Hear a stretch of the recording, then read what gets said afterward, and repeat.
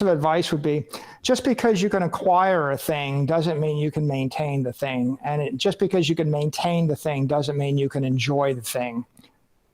If you take a simple example, a boat, a lot of people buy a boat and then they realize they got to spend 10% of the purchasing price every year to maintain the boat. They're like, oh, this is expensive. But even if you can afford to buy the thing and pay 10% of the purchase price every year to maintain it, then they wake up and they're like, I have no time to go hang out on this boat. It's like sitting in a marina halfway across the country and they never get to it. So it's like, be careful that your things don't owe you. Most businesses fail, or most business plans fail, because the business enters into a new business. They acquire a new business that they can't compete in. And it's easy to buy a business or build a product. It's much harder to compete, to be competitive, but it's really hard. The hardest hurdle is to compete profitably forever. Right? So you see, it's like, can you be the best in the world at something against other people that want to be the best in the world at something? And can you make money doing it? And can you stay competitive and get bigger and better as the market gets better? And so you can imagine, out of 1,000 things, 1,000 good ideas, there's maybe 100, 1,000 you can do, 100 you can be good at, and maybe one of them you can enjoy or you can prosper in. And I think that principle, it holds your personal life.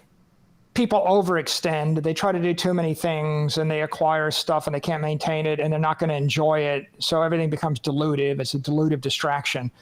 And then in business, so I can't tell you how many entrepreneurs, how many businesses, every one of the businesses I competed against, they all failed because they overexpanded and they kept doing acquisition after acquisition.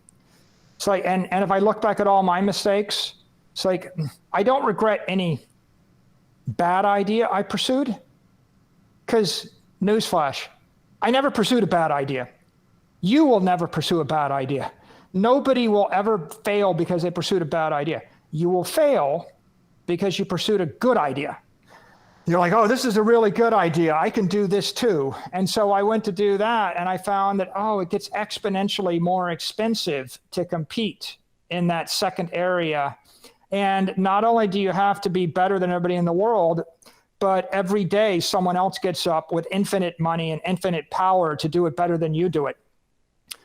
So the conclusion really is, figure out, in your personal life, what you need to be happy and focus on it, and figure out what you're going to do in your professional life and focus on it. And if you're going to do that thing, be the best in the world at that thing. And when someone comes to you and says, hey, do you want to launch your own trade show and your own pizza company? And do you want to, do this and do that? And would you also like to start your own whatever hedge fund? Yeah, you can. They're giving you the opportunity. You're going to find that you'll launch the business, and then your core thing that you were good at, you're now mediocre at. And there'll be some younger, hungrier person that's going to say, oh yeah, Kobe's lost the eye of the tiger. He's distracted now. He's flirting with all these other things. So I'm going to take his spot, right? I'm going to displace him. And the same holds with portfolios too. It's like, say, if you wouldn't hold it for a decade, don't hold it for 10 minutes. If you're gonna own something, figure out what you own and have the conviction. And if you're going to invest in something, make sure you do the research to figure out the risk related to investing in it. And if you're going to trade, you should know that you're the best trader in the world. If you trade soybeans, the guy that trades soybeans that is the best trader in the world with all the information flows and all the proprietary algorithms and all the deal flow advantages and the proprietary whatever, that person knows they're the best in the world. If you're not that person, you're the sucker. And so just generally in life, don't be gallivanting around chasing all these good ideas, walking into markets where someone else owns the market.